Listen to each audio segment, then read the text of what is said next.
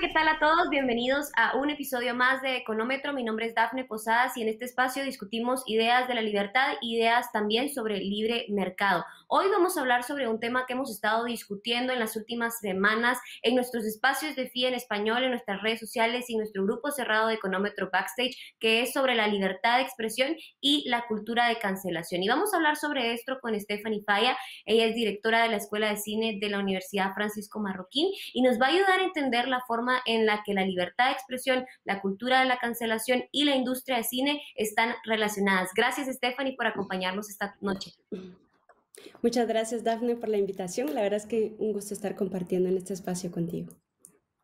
No, al contrario, gracias a ti porque sabemos que nos vas a ayudar a entender mucho mejor la forma en la que estas ideas están relacionadas y también entender la forma en la que nos afecta a nosotros y afecta, por supuesto, nuestra libertad en el largo plazo. Como sabemos, tenemos 3 secciones de Económetro. En estas 3 secciones presentamos 3 temas que escogimos con Stephanie para que ustedes pudieran entender el desarrollo de las ideas y más adelante tendremos un espacio de Q&A en el que si tienen preguntas podrán hacerlas llegar a través de sus mensajes en pues, YouTube o Facebook. Si te parece bien, Stephanie, empezamos y arrancamos con la primera idea, que es un poco entender la forma en la que la industria del cine o en general la industria, pues al final de cuentas tiene un efecto multiplicador y permite llegar a muchas personas. Dicen por ahí que una imagen pues es mejor, es más eficiente para transmitir un mensaje y que una imagen dice más que 1000 palabras y precisamente por esa razón, pues al final de cuentas el arte, pues cualquier tipo de arte, ¿no? Las pinturas, caricaturas, cine, series de televisión, libros, etcétera, pues al final de cuentas son expresiones a través de las cuales se pueden llegar mensajes. Esta semana compartíamos en nuestros grupos y en nuestras redes sociales un artículo que escribió hace unas semanas John Miltimore acerca de cómo Stalin canceló Hamlet en el Teatro de Arte Soviético precisamente porque creía que tenía mensajes muy disruptivos y con mucha frecuencia hemos visto a través de la historia diferentes momentos en la que precisamente los tiranos van primero en contra del arte y en contra de cualquier expresión que se aleje de la visión que ellos tienen del mundo. ¿Qué nos puedes decir acerca de esto? Bueno, excelente. Creo que pones sobre la mesa, empezando con una, creo que una buen arranque, ¿no? Hablando sobre el arte. Creo que primero empecemos definiendo eh, algunos conceptos y me gustaría expresar, ya que estamos hablando de la libertad de expresión, esta frase, ¿no? La libertad de expresión es la base de todas las libertades y eso es algo que tenemos que tener muy en cuenta. Y cuando estamos en una sociedad, saber cómo esa libertad se defiende, esta libertad de expresión, ¿no? Y en Estados Unidos es la primera enmienda la que nos pone en este marco de el respeto, ¿no? A esta libertad de expresión, y a veces nosotros no tenemos tanto conocimiento acerca de cómo funciona en nuestros países. En Guatemala, por ejemplo, es en el artículo 35, donde también se habla sobre la libertad de la expresión. Y creo que eso es algo muy importante que nosotros debemos tener en cuenta y entender esto, ¿no? Que la libertad de expresión es la base de todas las libertades. Y luego, a mí me gusta mucho una frase perdón, voy a usar mis props porque tengo muchos libros, entonces me es inevitable no utilizarlos. Genial. Aristóteles tiene en este libro maravilloso para quienes estén interesados en el arte, si quieren entender qué es el arte y de dónde parte y cómo es que todo esto sucede, bueno, lean Aristóteles, La Poética. Él dice que el arte es aquella producción humana realizada de manera consciente, fruto, por tanto, de su conocimiento. O sea, el arte es algo que está inherente al hecho de ser humanos. Y por eso es que lo que tú mencionabas al principio con el tema de las imágenes y esta capacidad de contemplación que nosotros tenemos y que recientemente con el cine, con las series, también estamos consumiendo arte, ¿no? Y en el contexto incluso de la pandemia, ¿qué fue lo que más consumimos? Arte, ¿verdad? ¿Qué fue lo que más hicimos o a dónde nos volcamos completamente? Bueno, a buscar libros, ¿no? A ver series, a ver películas. Entonces, está muy relacionado el arte con lo que nosotros hacemos en el día a día y pues es un mecanismo muy eficiente y económico para transmitir ideas sin duda. Y, por ejemplo, cuando tú visitas un museo, tienes la oportunidad de contemplar una obra de arte que te hace sentir y que te hace pensar, ¿no? Al leer un libro, tu imaginación se activa para construir ideas y pensamientos que vas a poder articular. Y cuando vas al cine, pues te sumerges en un espacio, en una experiencia en donde vas a también a, de alguna forma, sentir emociones y también reflexionar. Y por eso lo que tú dices al inicio es muy importante, ¿no? ¿Cuál es el poder que tiene el arte como, como un medio para transmitir ideas, para transmitir emociones y para tener un impacto bastante mediático, ¿no? Entonces creo que si partimos de este concepto de la importancia del arte, a veces tal vez nosotros solo lo contemplamos cuando vamos caminando en la calle, ¿no? La arquitectura es arte, y si el cine es el séptimo arte, ¿cuáles son las otras 6 artes? Que eso se los dejo ahí de reflexión, ¿no? De preguntarse, bueno, el cine es el séptimo arte, ¿cuáles son las otras 6, ¿no? Que me están rodeando constantemente, a las cuales yo me estoy exponiendo. Totalmente, Stephanie. Yo creo que al final de cuentas poder entender precisamente esa idea que tú mencionaste, de cómo el arte o la industria, de las diferentes industrias que se derivan de la industria del arte, que es mucho más amplia, pues al final de cuentas tienen ese efecto multiplicador y no sé si es la forma correcta de decirlo, pero con mucha frecuencia al final de cuentas es la expresión a través de la cual nosotros demostramos cómo interpretamos la realidad o cómo aspiramos a que sea la realidad, porque el arte puede ser eso, ¿no? Puede ser con mucha frecuencia expresiones del mundo en el que vivimos o expresiones del Correcto. mundo en el que quisiéramos vivir o permiten hacer ese tipo de reflexiones, ¿no? Claro, totalmente. Imagínate el gran poder del arte precisamente y por eso cómo se relaciona con la libertad de expresión, porque todos sentimos de maneras distintas, porque todos estamos interpretando nuestra realidad a través de una forma subjetiva, ¿no? De lo que estamos sintiendo, lo que estamos viviendo. Entonces, cuando hablamos de libertad de expresión, el arte es precisamente eso. Imagínate que tengas que en muchos países lamentablemente ha sucedido, que todas tus obras artísticas que tengan que pasar por un filtro de otras personas para autorizarte si es correcto o no es correcto el mensaje que tú estás colocando, por ejemplo, en una película o en los libros, ¿no? Que en la historia, ya que estamos en el contexto de lo que estamos hablando de la cultura de la cancelación, esto no es nada nuevo. El concepto es nuevo en el sentido de que lo estamos trasladando quizás a nuestras dinámicas actuales, que son las redes sociales, pero realmente la cultura de la cancelación siempre ha existido.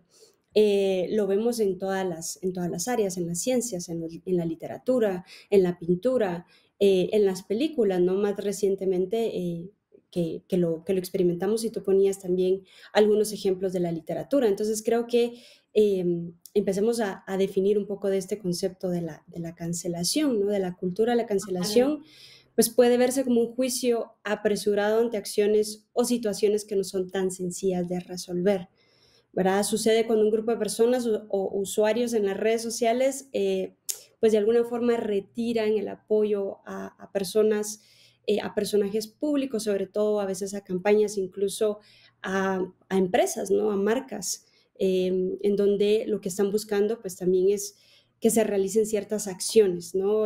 Por ejemplo, hemos tenido varios casos de personas a las que han pedido que se les despida, personas a las que se les ha amenazado, personas que tal vez alguien dijo algo acerca de ellos, todos estaban de acuerdo y eventualmente se descubrió que no era cierto, pero resulta que la empresa a la que pertenecía tomó la decisión de despedir a esa persona. Entonces estamos viendo como, para mí es una decisión apresurada porque tú tienes el derecho de apelar la inocencia y eso es algo que no te da tiempo actualmente cuando se te está acusando en redes sociales. Y si nos vamos un poquito más atrás, podemos hablar también del bullying, ¿no? De cómo también esto va fuertemente ligado, porque de alguna forma antes se hablaba más acerca del bullying cibernético, se decía, ¿no? Se decía que el bullying se daba a través de las redes sociales, este acoso que las personas podían estar sufriendo, que incluso llegaban a tomar serias decisiones o críticas decisiones, ¿no? Entonces creo que cuando hablamos de la cultura de la cancelación tenemos que ver que no es la tecnología la del problema, sino en realidad somos las prácticas humanas que siempre hemos tenido, ¿no? El chisme, las campañas negras, el pagar por la difamación, etcétera, se ha trasladado ahora a una dinámica de uso de redes sociales que está utilizando este medio para de alguna forma también pues dañar fuertemente y tener de alguna forma un impacto mucho mayor dado que el Internet pues tiene el alcance global, ¿no? Entonces, Claro. creo que en ese sentido, pues es de reflexionar que la cultura de la cancelación, algunos están de acuerdo de que sí existe, hay otros que están de acuerdo en que no existe. Y es porque cuáles son las repercusiones también de la cultura de la cancelación, que es lo que muchos se preguntan, es, digamos, de alguna manera generar algún tipo de efecto en donde muchos se interesan acerca de un tema y que eso también puede traer lo contrario a lo que se andaba buscando, que en su momento, y tal vez algunos de ustedes se recordarán del efecto Barbara Streisand, ¿verdad? Que básicamente es hablar acerca de un tema que yo estaba en contra de, pero esto se vuelve una bola de nieve que a la larga lo que hace es que muchas personas se terminen enterando de la situación. Claro, y Estefanía, sucede un fenómeno bien interesante ahora que tú hablas sobre la cultura de cancelación, hablas de cómo ha sido un efecto que hemos visto en diferentes episodios a través de la historia y que ahora la dinámica del Internet lo modifica un poco y me hacía a mí reflexionar porque me parece muy interesante precisamente entender cómo la cultura de cancelación si era algo que existía antes, por ejemplo, en la Inquisición es un clarísimo efecto o un clarísimo ejemplo, perdón, de cómo estaban prohibidas ciertas obras, estaban prohibidos hablar ciertos temas, estaba prohibido hacer incluso investigaciones científicas al respecto de ciertas cosas porque no se permitía. Pero la diferencia entre esos episodios en la historia en los que vemos ese tipo de cuestiones, como está el ejemplo de la Inquisición, está el ejemplo de Hamlet en la Unión Soviética, está el ejemplo de Mao en China, está el ejemplo incluso de Hugo Chávez, que es un ejemplo mucho más cercano y que a lo mejor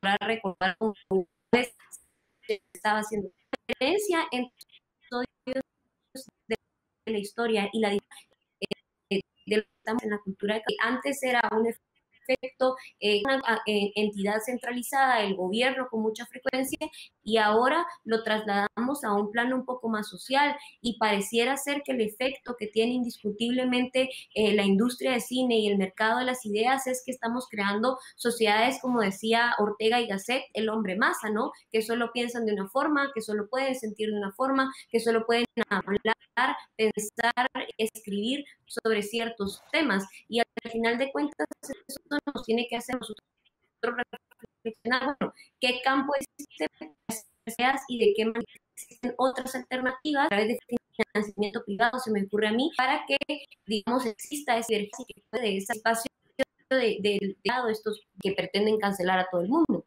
¿Qué piensas tú de esto? Claro, bueno, voy a empezar citando una frase de Ayn Rand que a mí me gustó mucho, que dice que la mayor culpa hoy en día es la de las personas que aceptan el colectivismo como moral porque sí, ¿no? Y hay que entender que la demanda del mercado no es una entidad abstracta, que en realidad está formada por individuos cuya disposición a pagar por el producto de un artista se acentúa cuando dicho producto es considerado de alta calidad. Y quiero hacer énfasis en eso, con el tema de la alta calidad, que es lo que en muchas ocasiones sucede. Hay dos ideas acerca del arte. Una, porque así ha funcionado durante mucho tiempo y porque en muchos países funciona de esta manera, es que el arte debe ser subsidiado por el gobierno, ¿no? Entonces, hay fondos a los que muchas personas están apelando para que se pueda desarrollar su obra, tanto en literatura, bueno, en todas las manifestaciones, ¿no? La literatura, el cine, para hacer cine, pues también se apela a que hayan fondos para que se puedan desarrollar y hay muchos ejemplos en América Latina sobre este tema y los efectos que esto ha tenido. Y por otro lado, está el buscar financiamiento privado y que así es como funciona en gran medida también Estados Unidos. Así es como funciona la industria de Hollywood, porque estás buscando financiamiento y porque estás teniendo productos que tienen un estudio realmente con respecto a cuál es tu grupo objetivo, cuál es la calidad de lo que tú estás proponiendo y por eso me refiero mucho a la calidad, porque en muchas ocasiones lo que sucede es que se piensa que los artistas, como hay un mito, ¿no? De que los artistas no pueden vivir de su arte. Y digo que es un mito porque cada vez hay más estudios sobre la economía del arte, precisamente la relación entre el arte y la economía, de cómo los artistas durante mucho tiempo sí pudieron vivir de las regalías que el arte les dejaba y cómo si podían de alguna forma desarrollar, seguirse desarrollando y dejaron incluso herencias y la gran inversión que es el invertir en el arte. Entonces creo que algo muy importante que debemos tomar en consideración es que sí existe esta otra parte y quizás a veces no es tan evidente de cómo nosotros podemos generar productos que sean lo suficientemente competitivos como para que alguien quiera pagar por ello. Y por eso es que en muchas ocasiones vemos también propuestas en donde nos quieren obligar a ver cosas que no nos gustan, ¿no? Porque a veces tú, imagínate que tú quieres ir al cine a ver una película que te llamó la atención porque es un tema, porque es el director, porque es una actriz en específico, porque el guionista te parece maravilloso. Hay muchas características de este producto por las cuales tú quieres ir a pagar. Pero resulta que antes de ver esa película, te obligan a ver a ti otras cosas que a ti no te gustan. Eso es en muchas ocasiones esta coerción que se trata de tener con relación a que debemos subsidiar de alguna manera el arte, ¿no? Entonces, ahí hay una gran disputa realmente y es mundial, ¿no? Porque en realidad lo que nosotros deberíamos apelar como artistas es a tener obras de calidad que las demás personas quieran ver, que provoquen, porque al final los artistas en gran medida es eso, ¿no? Provocadores de ideas, provocadores de emociones, manifiestan lo que sienten, manifiestan lo que piensan y muchas personas se van a sentir identificados con eso. Entonces también tenemos que pensar qué tipo de obras estamos nosotros desarrollando, ¿no? Entonces creo que en ese sentido quisiera dar algunos ejemplos también de cómo esa cultura de la cancelación ha afectado a las obras que han sido muy exitosas y esta relación entre el artista y su arte, sobre todo lo que estamos viviendo actualmente. Y el caso en particular fue el de la creadora de Harry Potter, Rowling. Ella escribió en su cuenta de Twitter, ¿verdad? Declaró opiniones sobre la base biológica del sexo y del género. Y los fans pues salieron a denunciar, la denunciaron como trans excluyente, porque ella decía que, o sea, ella tenía opiniones con relación a que una mujer era mujer si menstruaba. Entonces los fans empezaron a acusarla acerca de su opinión y pues muchos de sus seguidores declararon públicamente que no iban a volver a ver una película de Harry Potter, ni iban a volver a leer los libros y se lanzaron a protestas y que incluso pidieron que nadie los leyera.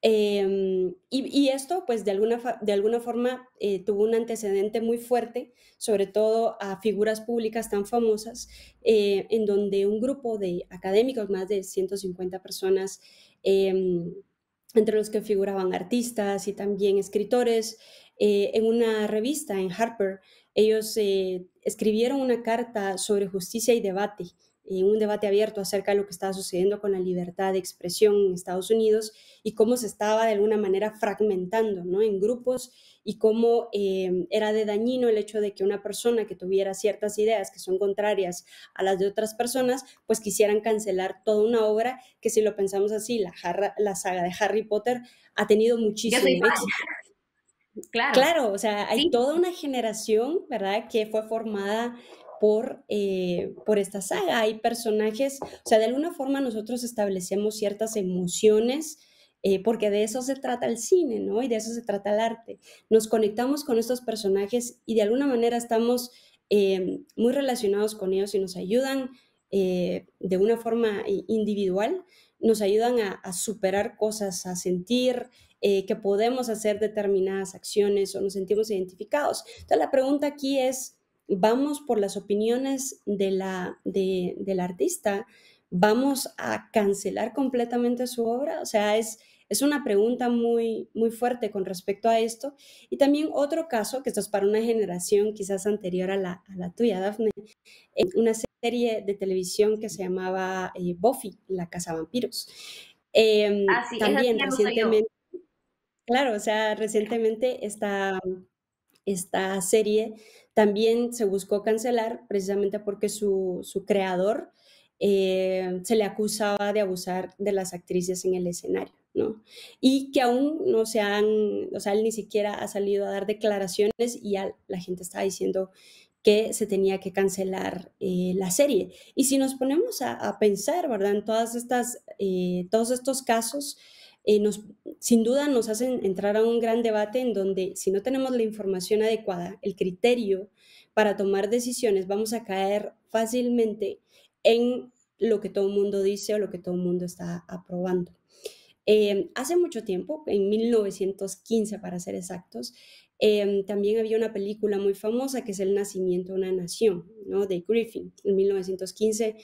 Esta película habla mucho sobre la supremacía blanca, el Ku Klux Klan, y también se apelaba, ¿no? A que hubiera una cancelación de esta película. Tú lo mencionabas también con lo que El viento se llevó, que era otra película que también quería ser censurada, y así, si nosotros hacemos una evaluación de lo que es políticamente correcto actualmente o el contexto que estamos viviendo, y con ese mismo criterio nosotros vamos a pasar de alguna forma un filtro a todo lo que se ha creado anteriormente, estamos simplemente también acabando con la historia, ¿no? Porque a la Claro. larga nosotros necesitamos entender cómo ha ido evolucionando la historia y el contexto de ese entonces. Tú mencionabas la Inquisición.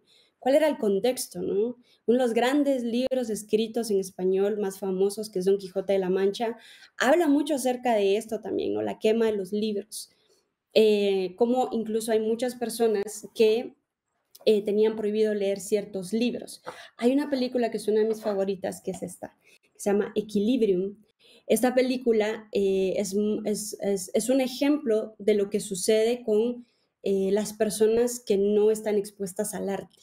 En esta película la idea es que hay una sociedad que las personas dejan de sentir, que tienen prohibido sentir, que solamente pueden ser racionales. Y para eso reciben una dosis diaria para suprimir las emociones y tienen prohibido leer, ver películas, leer literatura y digamos como los grandes dilemas es qué sucede cuando una persona se expone al arte. Es súper fascinante porque uno lo da por hecho, ¿no? El arte está en todos lados, pero ¿qué sucede cuando en una sociedad anulamos por completo el arte? Y eso es lo que nos presenta esta película. Entonces, si nosotros nos ponemos a pensar en que vamos a cancelar todo a partir de lo que estamos pensando actualmente, vamos a anular la historia y sobre todo porque no tenemos tampoco la certeza de que todo lo que estamos creando ahorita o estamos pensando ahorita es lo correcto. O sea que al final somos una evolución de pensamiento y de criterios y la riqueza en la diversidad de esos puntos de vista van a establecer el diálogo que nosotros necesitamos, ¿no? Seguir desarrollando. Y puntualmente, Totalmente. cuando hablamos de criterio, quisiera mencionar el caso de lo que el viento se llevó. Las declaraciones de HBO con relación a esto, ¿verdad? Eran que lo que el viento se llevó, pues nada más es un producto de su tiempo y una muestra de algunos prejuicios étnicos y raciales que sucedían en ese momento. Y Ujú. esas, o sea, de alguna forma, representaciones raciales estaban mal en ese entonces y que ahora nos permiten entender cómo es que esto sucedía, ¿no? Y entonces Claro. ellos lo que decían es que la película se iba a hacer en sus presentaciones normales, o sea que no iba a haber censura, y que se iba a discutir acerca del contexto histórico en el que fue creada originalmente, ¿no? Entonces, esto por supuesto no ha traído muy buenas reacciones, pero al mismo tiempo nos hace ver la importancia que existe de que también haya un contrapunto, ¿no? Entonces, Claro. también creo que ahí hay un punto muy valioso para defender con relación a que no tenemos que caer en, sí, la cultura de la cancelación es lo correcto, ¿no?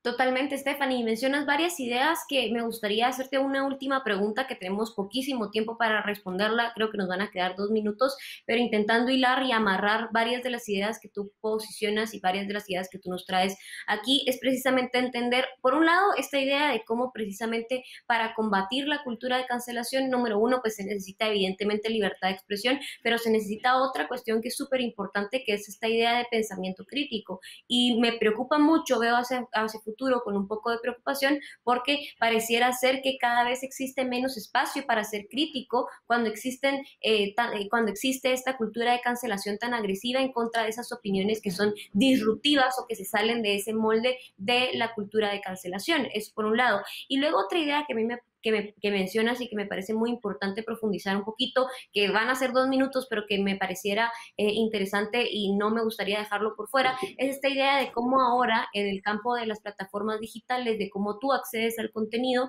pues por ejemplo tienes diferentes plataformas, Netflix, Disney, Hulu y diferentes espacios, pero incluso estas mismas plataformas están decidiendo censurar las películas que existían de antes, ¿no? Y efectivamente se produce esa idea que tú dices, que es la idea de la revisión histórica que no se debiese dar, porque estás juzgando con ojos de siglo XXI acciones que se hacían en siglo XX, en siglo XIX o en siglo XX o en siglo XV, Claro. y eso pues evidentemente no se puede dar porque estás en contextos diferentes y en procesos diferentes. ¿Qué nos puedes decir brevemente sobre esto? Ok, voy a tratar de sintetizar. Como espectadores, de alguna forma, ¿verdad? Estamos emprendiendo un viaje de las emociones con los personajes que estamos viendo en la pantalla. Y es responsabilidad de nosotros lo que nosotros queremos ver, lo que nosotros podemos soportar y sobre todo eso se va a desarrollar en el pensamiento crítico que nosotros tengamos. Si nosotros seguimos solamente consumiendo y tenemos que entender que la diferencia entre la televisión de antes y lo que estamos viviendo ahora en las plataformas de streaming, la gran diferencia es que antes éramos espectadores pasivos, ahora podemos ser espectadores que pueden interactuar, que pueden tomar decisiones. Y creo que lo más importante es aprender a tomar esas decisiones con relación al contenido que yo quiero ver, con relación a no solamente quedarme en un solo lugar, sino cómo yo puedo enriquecerme también de diferentes formas. Y es importante que con esto pues podamos combatir la desinformación con información verídica y ser generadores de pensamiento. Creo que eso es muy, muy importante y desarrollar conversaciones con nuestros equipos de trabajo, con nuestras familias y con los grupos que nos rodean para que no solamente nos quedemos nosotros en un solo pensamiento de lo que estamos consumiendo, sino podamos conocer las opiniones de otras personas y podamos entrar en un diálogo.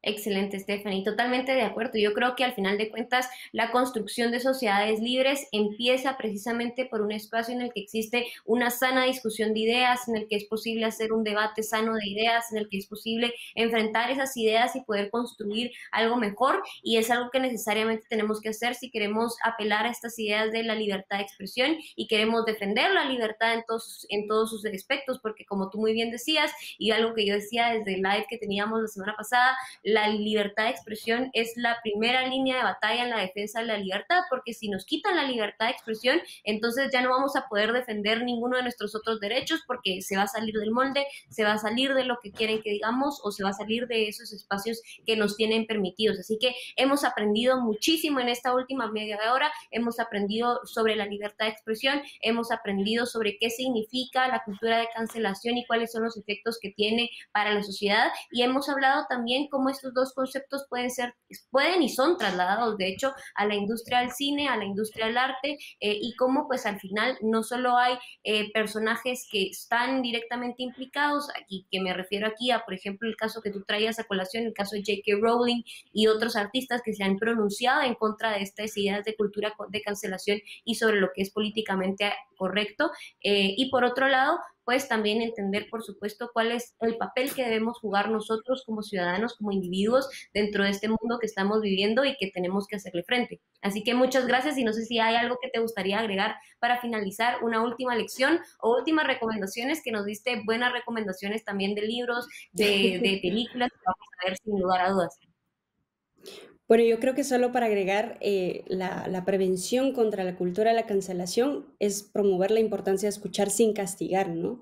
Incluso a quienes dicen algo que nos ofenda o nos disguste, y sobre todo, creo yo que necesitamos establecer ciertos hábitos que van más allá del consumo de lo que tenemos en redes sociales. Necesitamos expandir también nuestro pensamiento crítico a través de otros dispositivos como los libros, que en su momento fueron un gran avance tecnológico y ahora tenemos a nuestra disposición tanta información que lo que más necesitamos ejercer de alguna manera, pues ya no es el acceso a la información, sino cómo desarrollamos pensamiento y cómo llevamos a cabo este conocimiento que pueda impactar positivamente en cualquier lugar que nosotros nos encontremos, ¿no? Una constante reflexión. Totalmente, excelente. Pues muchísimas gracias, Stephanie, por esas reflexiones. Son reflexiones muy oportunas, son reflexiones además muy importantes de hacer en el momento y en el contexto en el que estamos viviendo y que seguramente, así como yo las disfruté, muchos de la audiencia las pudieron disfrutar. Muchas gracias por acompañarnos. Recuerden que pueden seguirnos en todas nuestras redes sociales. Síganos también en nuestro grupo de Económetro Backstage para continuar la discusión en otro espacio y nos vemos dentro de un par de semanas para seguir con las discusiones aquí en Económetro. Gracias a Stephanie Falla, directora de la Escuela de Cine de la Universidad Francisco Marroquín. Hasta la próxima.